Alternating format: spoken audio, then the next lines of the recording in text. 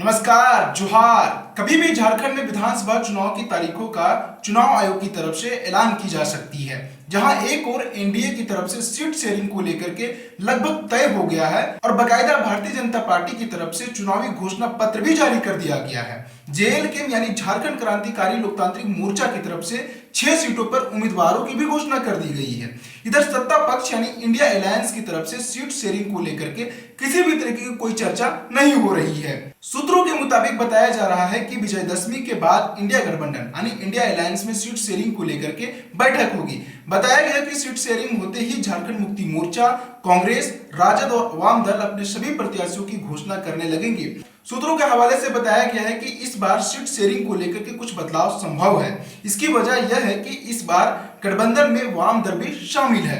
विधानसभा चुनाव में झारखंड मुक्ति मोर्चा को 43 सीटों पर, कांग्रेस 31 सीटों पर और राजद 7 सीटों पर अपनी उम्मीदवार उतारी थी। इस बार फेरबदल होगा बताया जा रहा है। इंडिया अलायंस के सूत्रों के हवाले से पता चला है कि पहले जीत का समीकरण देखा जाएगा, इस पर मंथन की जाएगी, तभी जाकर के सीट शेयरिंग होगी।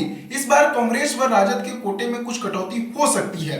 उस वक्त सीट को वाम दल को दिया जा सकता है। रांची को लेकर कांग्रेस लगातार समय समय पर कहती आ रही है कि यह सीट उसे दे दी जाए, पर वर्ष 2019 के चुनाव में झारखंड मुक्ति मोर्चा को इस सीट से दूसरे स्थान पर रही थी। झारखंड मुक्ति मोर्चा के प्रत्याशी महुआ माझी व भाजपा के प्रत्याशी सीपी सिंह के बीच जो मत का जो अंतर था वो केवल 5,904 वोट का ही था।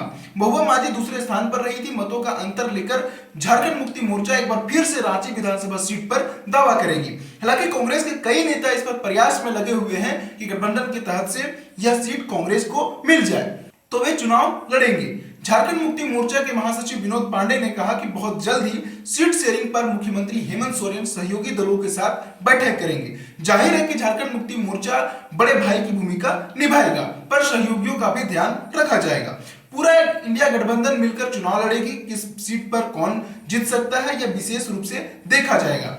केवल सीट देने की बात नहीं है, बल्कि सुनिश्चित करने की भी बात है। फिलहाल के लिए इतना ही। देखते रहिए भोकाल टीवी। शुक्रिया।